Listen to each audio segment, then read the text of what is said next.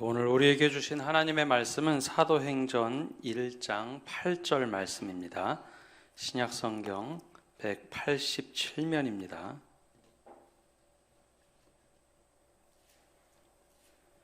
우리 말씀 한 절인데요. 우리 함께 한 목소리로 읽겠습니다. 오직 성령이 너희에게 임하시면 너희가 권능을 받고 예루살렘과 온 유대와 사마리아와 땅끝까지 이르러 내 증인이 되리라 하시니라. 아멘.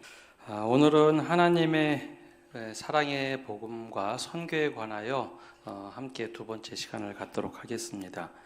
우리가 오늘 읽은 말씀 사도행전 1장 8절의 말씀 우리 함께 먼저 다시 한번 함께 읽고 시작하겠습니다. 말씀 좀 한번 띄워주시죠. 오직 성령이 너희에게 임하시면 너희가 권능을 받고 예루살렘과 온 유대와 사마리아와 땅끝까지 이르러 내 증인이 되리라 하시니라. 아멘. 언젠가 한번 복음서 전할 때 말씀을 나눴듯이요. 이 말씀은 예수님께서 승천하시기 전에 제자들에게 남기신 말씀이지만 이 말씀을 실제로 기록한 것은 한참 후대에 기록을 합니다. 예수님이 남기신 말씀들을 아마 학자들은 말씀 오록을 제자들이 기록을 해놨고 나중에 사도들이 점점 죽어가면서 또 순교를 당하면서 예수님에 대하여 기록을 해야겠다. 그 기록을 한 것이 마가복음을 시작으로 예수 그리스도 복음의 시작 예수 그리스도다라고 했던 이 복음서 그때부터 이제 쓰게 됩니다. 그게 보통 주후 60년, 70년 경쯤부터 이 복음서가 쓰여졌다라고 하죠. 근데 이 사도행전은 복음서 중에 누가복음의 두 번째 책으로 이어져 있습니다. 그래서 똑같이 수신자가 데오빌로 각하라고 되어 있죠. 누가복음도 데오빌로 각하여 하고 시작하죠. 그래서 첫 번째는 지금까지 내가 경험했던 그리고 내가 겪었던 일들을 데오빌로 각하께 소상하게 기록해서 알려드리겠습니다 라고 쓴 것은 누가복음이고 그 이후에 이 어떤 일이 곳곳에서 일어났는지 기록한 것이 사도행전입니다. 그러면 이 사도행전에서 예수님께서 마지막에 남기셨던 말씀 오직 성령이 너희에게 임하시면 너희가 권능을 받고 예루살렘과 온 유대와 사마리아와 땅끝까지 이르러 내 증인이 되리라. 이 말씀을 제자들이 기억을 하고 바로 정말 복음을 전했을까 하는 겁니다. 어떻게 생각하십니까? 제자들이 그 말씀을 기억하고 있다가 맞아 주님의 명령이니까 우리가 가서 복음을 전해야지 하고 막 나가서 복음을 전했을까요? 아니면 가만히 있었을까요? 이런 질문이 굉장히 난감하죠. 사도행전 1장을 보면은 제자들이 이 말씀을 딱 듣고 나서 예수님이 승천하신 것을 보게 되죠.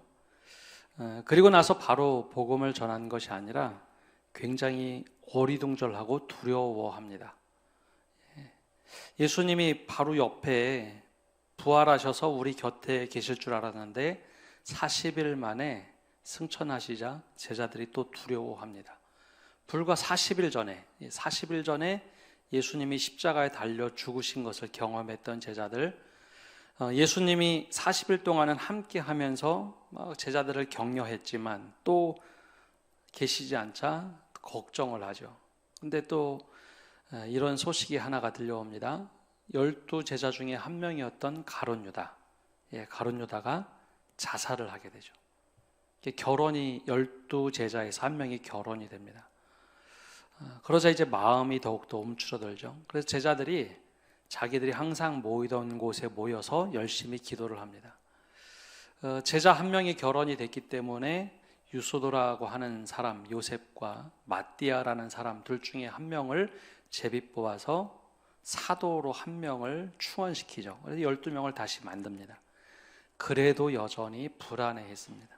그래서 그들이 모일 때마다 아마도 마가 요한이 살던 그 큰 집에 모여서 아마 기도를 했던 것 같습니다. 그렇게 어느 날 기도를 하다가 오순절이 되는 날 성령이 임하면서 그들 안에 성령이 임하고 두려웠던 마음이 팡 하고 터져버립니다.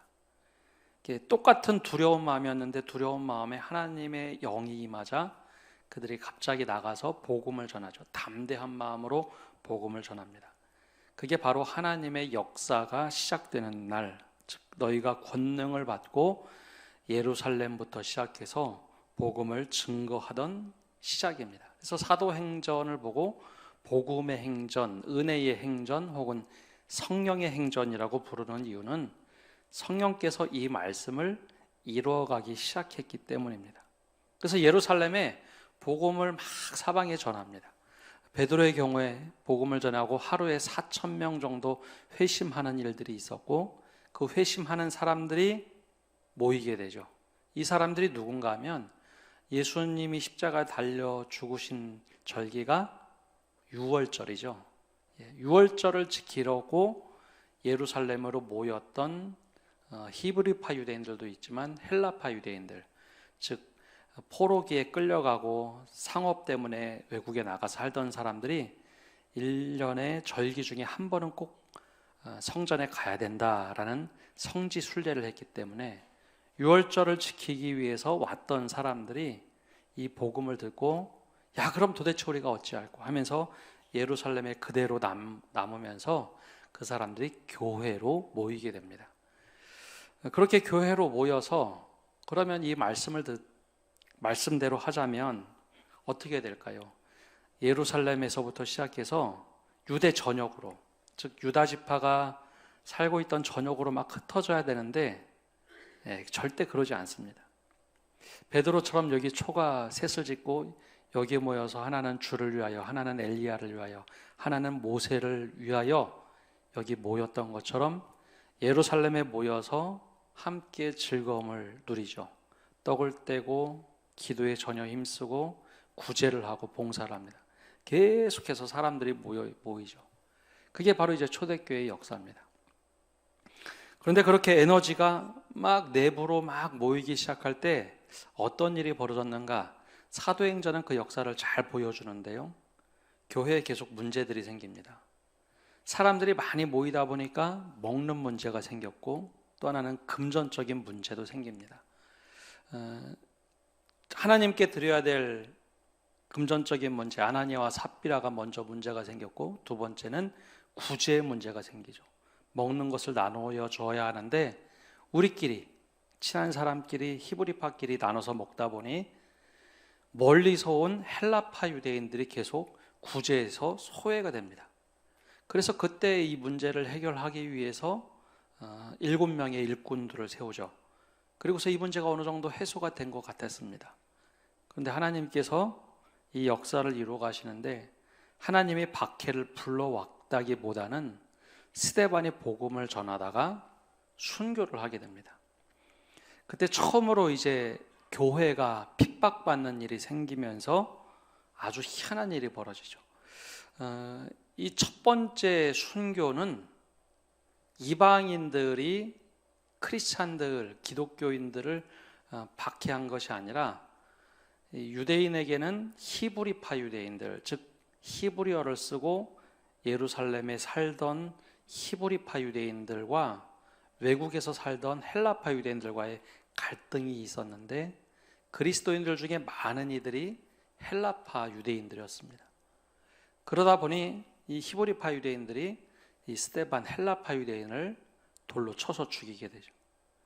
근데 이것이 아주 역사가 희한하게 벌어집니다. 의도하지 않았고 예루살렘에 한번 머물려고 했는데 순교를 당하자 그때 예루살렘 교회가 흩어지기 시작합니다. 성경을 읽다 보면 이게 굉장히 헷갈리는데요. 교회가 핍박을 받았다, 유대인들로부터 핍박을 받았다고 하는데 나중에 보면 예루살렘 교회가 그냥 건재하게 가만히 있습니다. 이게 좀 이상하지 않으세요? 분명히 예루살렘 교회가 핍박을 받아서 스데반이 돌에 맞아 죽었다고 하는데 그래서 모든 사람들이 확 흩어져서 복음을 전한 것 같은데 예루살렘 교회는 그대로 있습니다. 그 이유는 히브리파 유대인들이 예수 그리스도를 믿을 때는 별로 박해를 받지 않았습니다. 우리랑 똑같은 원래 히브리어를 쓰던 유대인들인데 저들에게서는 별로 이견이 없었는데, 특별히 헬라파 유대인들, 그들이 예수 그리스도를 믿고 막 예수님을 증거하면 그것이 그렇게 꼴보기 싫어서 히브리파 유대인들이 헬라파 그리스도인들을 박해했던 거죠. 그래서 이때부터 예루살렘으로부터 뿔뿔이 흩어진 것은 대부분 헬라파 유대인들입니다. 그래서 유대의 땅으로 가서 복음을 전하고, 더 넘어가서 북쪽의 사마리아 땅까지 가서 복음을 전하기 시작을 했죠. 그리고 사도 바울, 걸출한 복음의 전도자 사도 바울은 이 말씀을 기억합니다. 주님께서 우리에게 뭐라고 말씀하셨는가? 그래서 나중에 사도 바울은 예루살렘과 유다와 그 다음에 사마리아, 그 다음에 땅끝까지 이르러 내 증인이 되리라. 그 당시 세계관으로는 땅끝이 서바나라고 불리는 스페인이었습니다. 이 스페인 끝까지 가면 지도를 보면 유럽 끝에 스페인이 있죠. 스페인에서 더 밖으로 배를 타고 나가면 그 당시 세계관으로는 바다 끝에 가면 어떻게 될까요? 땅끝으로 푹 떨어져 죽겠죠. 그러니 땅끝까지 가서 복음을 전하면 어떤 일이 벌어질까요? 사도 바울은 확신이 있었습니다. 내가 땅끝까지 가서 복음을 전할 때 다시 오실 주님을 만나리라 라는 생각을 했습니다. 그래서 성신서 곳곳에 그 이야기가 기록되어 있습니다. 주님이 다시 오시기 전까지 내가 땅끝까지 가서 복음을 전하리라. 그래서 어떻게 하면 서바나까지 갈 수 있을까? 그래서 나중에 3차 전도여행을 마치고 사도 바울은 예루살렘으로 와서 로마에 압송되는 것이 꿈이었습니다. 로마로 압송되기만 한다면, 즉 로마 황제에게 재판을 받는다면 자신은 로마 시민이기 때문에 보호를 받을 수 있다는 확신이 있었죠. 그리고 나서 로마에 잘 닦여진 길로 서바나 끝까지 가면 되겠다, 스페인까지 가면 되겠다라는 꿈을 꿉니다. 그런데 이 하나님께서 어떻게 선교를 이루어 가시는가? 오늘은 바로 이 선교 역사를 현대까지 한번 쭉 살펴보려고 하는데요. 하나님이 이 말씀을 그대로 이루십니다.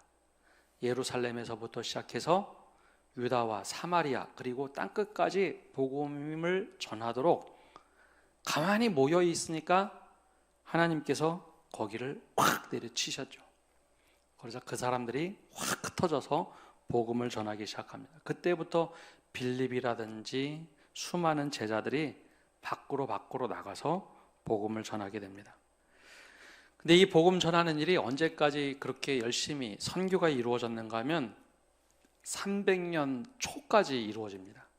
예수님이 태어난 시기가 약 서기 0년, 정확하진 않지만 서기 0년을 예수님이 태어난 시기라고 이제 보죠.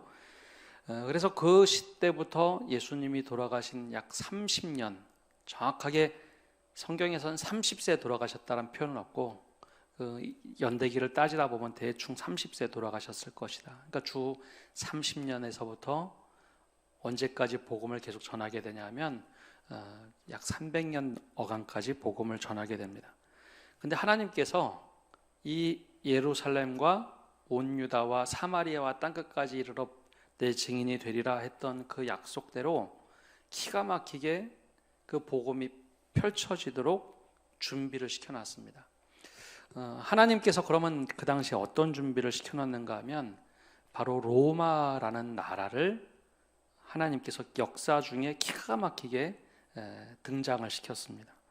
로마라고 하면 팍스 로마나라고 해서 로마의 평화라는 뜻이 있습니다. 우리가 로마 그러면 몇 가지 떠올리는 말이 있는데요. 로마 그러면 어떤 말이 떠올려지는가 하면 모든 길은 로마로 통한다. 이 시대의 이야기입니다. 그래서 로마가 전 세계를 이 당시에 지배했기 때문에 모든 것이 로마로 이렇게 향하게 돼 있었습니다. 그리고 로마가 지배하면서 전 세계 언어가 공용어가 하나로 통일이 됐는데 바로 헬라어, 그리스어입니다. 로마 문자보다는 그리스가 워낙 문화적으로 뛰어났기 때문에 로마가 그리스를 잡아삼키긴 했지만 문화적으로는 그리스 문화를 그대로 차용하죠. 그래서 그리스어가 전 세계적으로 공용어가 돼 있던 시대가 바로 예수님이 살던 시대였습니다. 그런데 이때 이렇게 준비가 된 시대에 수많은 사람들이 가장 많이 그리스도인으로 몰려갔던 곳이 어딘가 하면 바로 로마입니다. 근데 로마 시대에 로마에서부터 박해가 시작되는데 왜 그렇게 사람들이 로마로 몰려갔을까라는 겁니다. 유대인의 역사가 중에 고대 역사가 유세비우스가 쓴 글들을 보면 이렇게 얘기를 합니다. 복음을 사람들이 어떻게 전했는가? 그들은 집을 떠나서 전도자로서의 임무를 완수했다. 유대인 그리스도인들을 말합니다. 그들은 믿음의 말씀을 아직 듣지 못한 사람에게 열심히 전파하고 하나님의 복음이 기록된 것을 전해주었다. 이게 2세기, 3세기의 유세비우스라는 역사가가 쓴 글입니다. 그런데 왜 사람들이 로마로 몰려갔는가 하면 사도 바울이 그곳에서 순교했다라는 것 때문입니다. 사도 바울이 로마에서 순교했기 때문에 우리들도 믿음을 지키려면 로마에 가서 당당하게 믿음 생활하자. 그래서 로마로 가서 순교를 당하고 또 다른 사람이 순교를 당하기 시작합니다. 콜로세움이라는 거대한 원형극장에서 사자밥이 되면서도 사람들이 로마로 몰려갔습니다. 그렇게 로마에서부터 복음이 점점점 퍼지기 시작합니다. 근데 참 특이한 것이 로마가 모든 길은 로마로 통한다면 거꾸로 얘기하면 어떻게 될까요? 모든 길은 로마로부터 시작되는 겁니다. 그래서 수많은 그리스도인들이 로마로 몰려들어서 거기서 순교하기 시작합니다. 그런데 그 이야기들이 헬라어로 세계 곳곳에 계속해서 퍼지는 겁니다. 거기 우리말로 하면 예수쟁이들이 있는데 계속해서 죽어가면서도 믿음을 지킨대. 도대체 뭘까? 하는 이야기가 계속해서 퍼져나가는 겁니다. 동시에 그리스도인들도 로마에 살던 이들이 쫓겨나면 또 세계 곳곳에 가서 복음을 전하다 또 로마로 들어오는 그런 선순환이 계속되었죠. 그러니 하나님께서는 기가 막히게 로마라는 나라를 통해서 복음이 쭉쭉 퍼지게 해냈습니다. 또 다른 것은 공용어입니다. 성경이 헬라어로 기록됩니다. 헬라어, 로마의 공용어 중에 고급 언어, 귀족층의 언어가 있고 서민의 언어가 있는데 코이네라는 헬라어로 기록됩니다. 서민 언어. 그러니 전 세계 헬라어로 기록된 이 성경을 어느 곳에 가도 사람들이 신약 성경을 읽기 시작하는 거죠. 더군다나 구약 성경이 헬라어로 번역된 지가 얼마 되지 않았습니다. 그러니까 외국에 있던 이방인들도 성경을 접하고 혹은 서신서를 접하면서 믿음을 가질 수 있는 모든 준비 여건이 되었죠. 또 다른 것은 흩어져 있던 유대인들입니다. 유대인들은 이미 신앙생활을 하면서 가는 곳곳마다 시나고게라는 회당을 만들어서 거기서 믿음 생활을 했습니다. 유대인들은 이미 전 세계에 흩어져 가서 자신들만의 독특한 믿음 생활을 했던 사람들인데 그 유대인으로부터 복음이 시작되기도 하고 또 이방인들은 저 사람들은 여호와라는 하나님을 믿는데 그런데 그 여호와 하나님의 아들이 죽고 부활하셨대. 이미 신앙에 있어서 그들로 하여금 이미 믿을 수 있는 구조를 다 만들어줬던 거죠. 그러니 모든 준비가 완벽하게 되어 있던 겁니다. 더군다나 유대인들은 유럽에 막 흩어져서 살면서도 자신들의 신앙 지키는 종교적 생활이 있었습니다. 지금도 유대인들, 정통파 유대인들은 머리에 키파라는 걸 쓰고 다닙니다. 머리에 그걸 쓰고 하루에 5번 꼭 예루살렘을 향하여 기도하죠. 이슬람 사람들처럼 무슬림들처럼 꼭 메카를 향해서 기도하죠.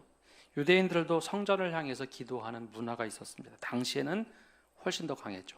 그래서 그들에 대해서 항상 호기심이 있었는데 바로 예수를 믿는 사람들이 거기서부터 나오더라라는 것이 이미 다 준비가 돼 있었습니다. 아까 말씀드린 대로 또 그리스도인들을 향한 박해, 지독한 박해 중에도 이들이 신앙을 포기하지 않는 겁니다. 오히려 더 바르게 살아가는 겁니다. 그게 얼마나 선하게 살아가는데 얼마나 무서울까요? 막 박해를 받아서 막 투쟁을 하고 막 어떻게 하면은 같이 힘과 힘이 대결하지만 이 사람들은 찬양하면서 죽고 노래하면서 죽고 감사합니다 하면서 죽어가니 처음에는 박해를 할수록 없어질 줄 알았는데 웬걸요 믿음이 너무 많이 퍼지는 겁니다. 마지막으로는 그리스도인들의 생활 때문에 윤리적인 생활 때문에 큰 도전을 받게 됩니다. 이것은 여러 번 말씀을 드렸는데요. 그리스도인들의 삶이 굉장히 순결했습니다. 성적으로 타락하고 물질적으로 타락한 시대에 그리스도인들은 다르게 살았습니다. 늘 감사를 얘기하고 아무리 힘들어도 무릎 꿇고 기도하는 사람들. 그러다 보니 로마 귀족들이 자신의 아내와 가족들만큼은 예수 믿어라, 예수 믿어라. 내가 전쟁에 나가서 돌아올 때 보면 다른 가족들은 바람이 나고 문제가 많이 생기는데 그리스도인들만큼은 아주 믿음을 순결하게 지키면서 사는 겁니다. 그러니 정치인들, 귀족들이 전쟁에 나가기 전에 혹은 전쟁에 안 나가더라도 예수 믿는 사람들은 우리랑 달라. 그래서 아내들 그리고 자녀들을 예수 믿게 했죠. 그렇게 300년 동안 복음이 거의 다 퍼졌습니다. 그리고 어느 날 콘스탄틴 대제가 기독교를 국교로 인정을 하게 되죠. 그래프 한번 띄워줘 보시면요. 기독교 인구가 저렇게 폭발적으로 늘어납니다. 처음에 40년, 100년, 200년까지는요 1%도 되지 않았는데 250년 이후부터는 갑자기 기독교가 확 퍼집니다. 그래서 로마 콘스탄티누스가 313년에 밀라노 칙령을 내리게 됩니다. 저 그림 보면 300년이라고 되어 있는 데 있죠. 그때부터 그래프가 쭉 올라간 이유는 그 전까지만 해도 계속 박해를 했는데 박해를 하면 할수록 계속 주변에 있는 모든 사람들이 예수쟁이가 되는 겁니다. 그래서 313년에 로마 황제 콘스탄티누스가 밀라노 칙령을 내립니다. 나도 기독교로 개종하겠다. 그리고 종교 탄압을 이제는 멈추고 기독교를 관용 정책을 써서 국교로 인정하겠다라고 한 게 313년입니다. 복음이 계속 머물러 있는 것이 아니라 계속 확장이 되죠. 그런데 한번 생각을 해보십시오. 기독교를 국교로 인정한 나라가 로마입니다. 불과 며칠 전까지만 해도 예수 믿는 사람들 계속 잡아다 죽이던 로마가 갑자기 기독교를 국교로 인정을 했습니다. 그럼 좋은 일일까요? 나쁜 일일까요? 좋은 일이죠. 역사적으로 이거는 굉장히 큰 변화입니다. 그래서 좋은 일이라고 처음에 생각을 했습니다. 그런데 후대의 역사가들은 이때부터 기독교가 타락의 길을 걸었다라고 얘기합니다. 어떤 변화가 있었는가 하면 어제 핍박을 받던 그리스도인들이 오늘부터는 갑자기 대우를 받기 시작을 했습니다. 어제 순교를 당하던 수많은 성직자들이 다음 날부터는 귀족 대우를 받기 시작을 했습니다. 교회 재산을 맨날 몰수당하던 교회들이 황제의 비호 아래 그리고 영주들의 비호 아래 교회가 가장 튼튼하고 안전한 곳을 땅을 차지하게 됐죠. 그러면서 교회가 승승장구하기 시작합니다. 기독교가 국교로 인정되면서 모든 성직자들은 귀족들 출신들이 성직자가 되게 됩니다. 왜냐하면 글씨를 아는 사람이 10% 채 되지 않는데 성경을 읽으려면 글씨를 알아야죠. 그래서 이 성직자들은 대부분 귀족들 대우 혹은 귀족들에게서 성직자들이 나옵니다. 이뿐만 아니라 교회의 권력도 굉장히 세졌습니다. 영주와 그 추기경들과의 권력 다툼이 생기기 시작했죠. 근데 로마 황제가 인정을 해주니까 교회가 더 이상 지금까지 전도하거나 선교를 했는데 할 필요가 없어졌습니다. 이게 상상이 안 가시죠? 어제까지만 해도 박해를 받으면서 열심히 복음을 전했는데 기독교가 국교가 딱 되니까 영주가 예수 믿으라고 하는 겁니다. 그리고 황제가 예수 안 믿으면 죽이기 시작합니다. 그러면서 전도와 선교가 점점 사라집니다. 반대로 교회가 제도가 돼버렸습니다. 그 전까지만 해도 모여서 예배하고 기쁨을 누리고 했는데 이 다음부터는 교회라는 제도가 선교와 전도를 압도하기 시작합니다.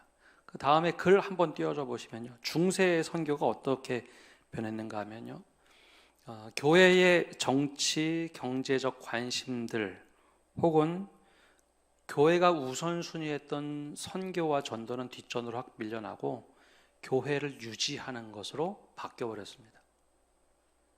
교회 건물 지금 유럽에 가보면 중세시대 때 지은 성당이 정말 많습니다. 1000년이 넘은 성당이 있죠.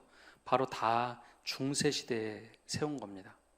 근데 이거를 지키기 위해서 많은 돈이 필요하고 많은 것들이 필요하죠. 그러니 전도와 선교는 다른 사람들에게 얘기하고 교회의 정치, 경제적 관심들이 모든 것이 내부적으로 힘을 갖게 됐습니다. 교회가 너무 많은 힘을 갖게 되자 지켜야 되는 것이 많았고 시스템이 더 중요했죠. 그래서 점점점 체계화가 됐습니다. 그러니 청빈을 강조했던 신앙은 사라지고 부유해졌습니다. 겸손을 배우기보단 교만해졌고 청빈은 사라졌습니다. 박해받던 이들이 오히려 거꾸로 힘을 가졌습니다.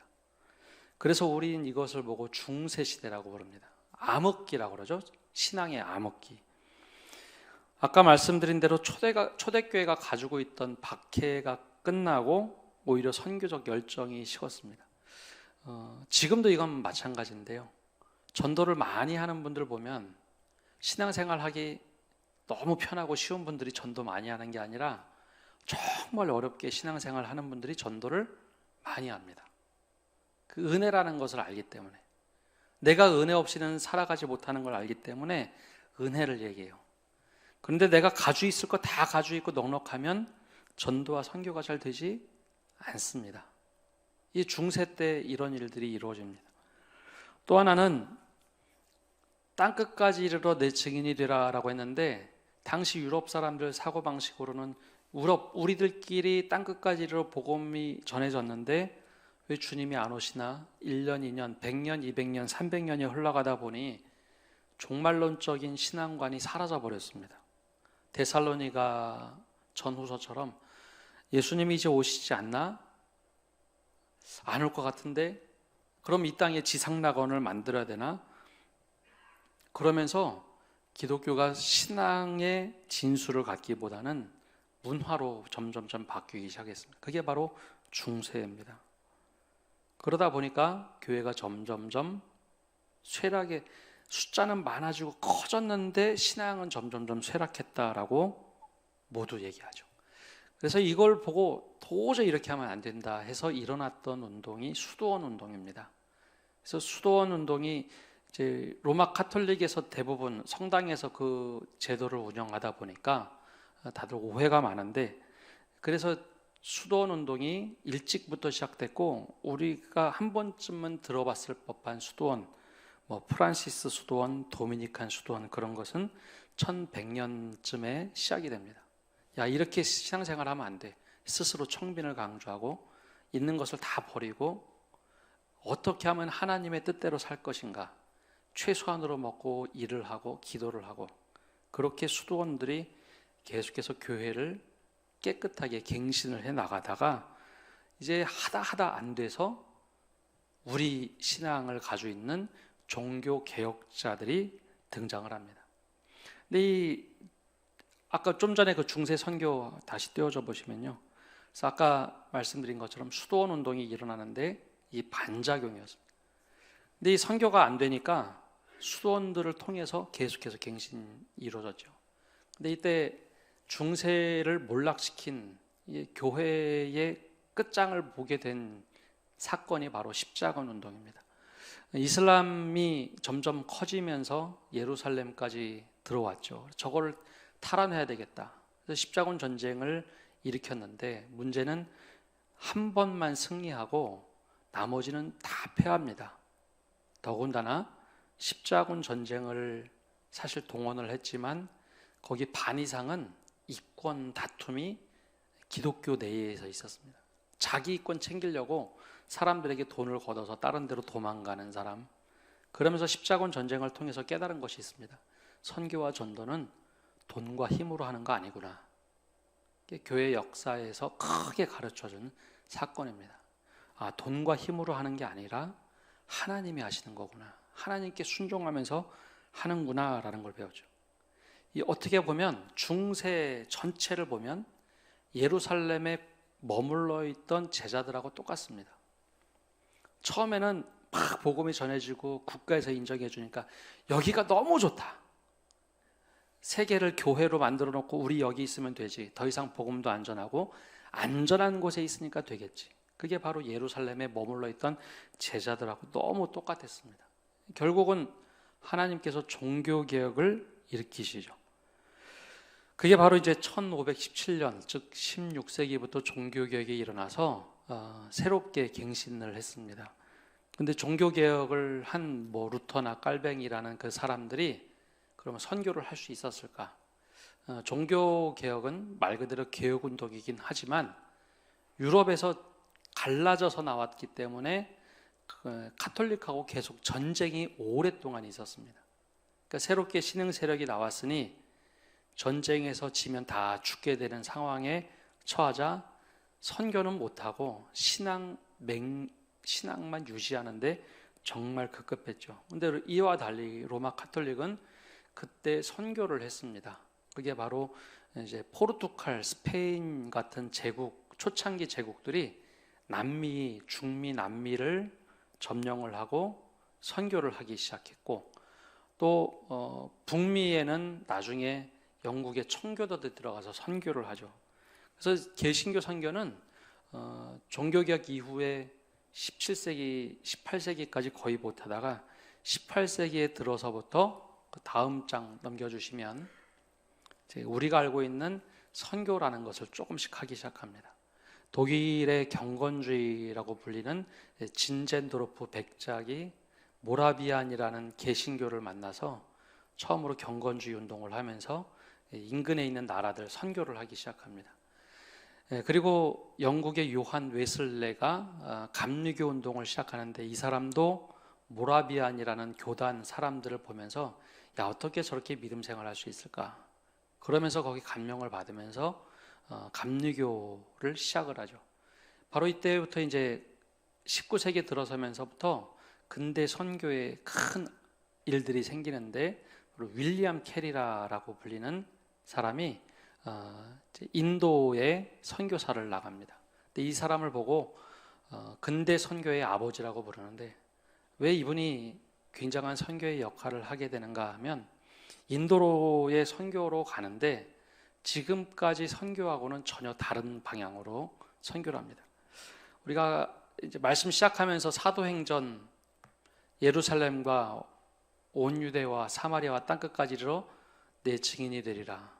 근데 이 말씀을 윌리엄 캐리가 살던 시대는 어떻게 말씀을 해석했는가 하면요, 이거는 제자들에게 말씀하신 거고 우리는 이 사명을 받지 않았어가 그 당시에 말씀을 이해했던 방식입니다. 그건 사도시대에 끝난 거고 우리는 지금 여기서 믿음 생활만 하면 돼. 윌리엄 캐리가 선교한다고 했을 때 제일 욕먹은 게 너는 어떻게 예수님보다 더 큰 일을 하려고 하냐? 사도 바울보다 더 큰 일을 하려고 하면 너 그거 죄다. 가면 안 된다. 그런데 윌리엄 캐리가 아니다고. 이 말씀은 지금 우리에게 하신 말씀이다. 그래서 인도 선교사로 나갔고 거기서 자료를 모아서 최초로 데이터들을 만들어냅니다. 선교를 어떻게 해야 되고 어느 나라에 어떻게 선교를 가야 되고 그러면서 근대 선교의 아버지가 되고 두 번째 큰 획을 걷던 사람은 우리 바로 옆 나라로 왔던 허드슨 테일러라는 선교사입니다. 약 150년 전에 중국에 들어왔는데 그 당시에 이제 선교 운동이 막 일어나서 전 세계 선교사들이 흩어져서 사역을 했습니다. 근데 우리가 알고 있듯이 중국에는 아편 전쟁이 있었죠. 그래서 아편 전쟁 때문에 중국에서는 선교사들을 죽이는 일들이 종종 있었습니다. 그것은 서양 선교사라서가 아니라 제국주의의 앞잡이다라는 거였죠. 근데 이 허드슨 테일러라는 선교사가 처음으로 서양 사람이지만 서양 양복을 입지 않고 변발하고 중국 사람들과 똑같은 옷을 입고 똑같은 음식을 먹으면서 선교를 합니다. 그런 선교가 채 100년 조금밖에 넘지 않았습니다. 현지랑 똑같이 선교를 하고, 그 당시에 대부분의 유럽에서 온 선교사들은 중국에서 박해가 심하니까 무슨 문제만 생기면 바로 배 타고 도망갈 준비를 했기 때문에 다 해안선 옆에서만 살았는데, 허드슨 테일러는 이걸 거부하고 저 안쪽으로 깊게 들어갑니다. 그래서 그걸 보고 중국 내지 선교회라고 부르죠. 허드슨 테일러가 그런 선교를 합니다. 그리고 이제 1960년대쯤에 와서는 중남미에 갔던 선교사들이 가서 깜짝 놀란 것이 있었는데, 1960년대가 되면 대부분 식민지 국가들이 다 독립을 하고 민족 자결주의 원칙 때문에 자신의 언어로 다 말을 하는데 부족들이 너무나 많은 겁니다. 그래서 부족의 언어로 된 성경이 하나도 없어서 그 사람들이 처음으로 부족 언어로 된 성경을 번역해야겠다. 그래서 성경 번역 연구회라는 걸 만들어서 성경 번역을 시작합니다. 그래서 그 여파로 아마 1990년대에 그 운동을 많이 했는데, 우리 교회도 그런 흐름이 있었는지 모르겠습니다. 그때 처음으로 미전도 종족 선교를 하자. 미전도 종족이 아직까지 남아있다는 게 깜짝 놀랄 만한 일이다. 그래서 그때부터 선교를 하기 시작합니다. 이게 바로 이제 하나님께서 이 사도행전 1장 8절을 가지고 지금까지 역사를 계속해서 가지고 온 역사입니다. 이 특징들을 보면 예루살렘에 머물러서, 아니면 한 곳에 머물러서 우리가 여기서만 믿음 생활 잘하면 되지, 똘똘 뭉쳐서 복음을 전하지 않고 있을 때 예루살렘을 확 흩어져 버리고 복음이 넘어가도록 하신 것처럼, 또 중세에 우리끼리만 교회라는 제도를 만들어 놓고 계속 여기 머물러 있고 전도는 안 하고 선교는 안 하고 할 때 그걸 확 흩어서 개신교를 통해서 선교를 하신 것처럼 계속 이 역사가 반복되고 있다는 거죠. 그럼 지금은 어떻게 올까요? 지금은요, 하나님께서 촛대를 움직이면서 역사를 하십니다. 그래서 처음에 소아시아 팔레스타인 지역에서 교회가 시작이 돼서 넘어가서 유럽에서 큰 꽃을 피우고, 그 다음에 유럽에서 북미로 넘어가서 문화로 크게 꽃을 피우고, 지금은 전 세계 인구 중에 기독교 인구, 특별히 개신교 인구가 가장 많은 대륙은 미국도 아니고 아시아입니다. 아시아에서도 우리나라가 기독교 인구가 제일 많다고 생각을 하잖아요. 근데 그렇지 않습니다. 기독교 퍼센트로 볼 때 아시아에서 싱가포르, 대만들이 이제 우리나라보다 기독교 인구가 점점 앞서기 시작한다라고 봅니다.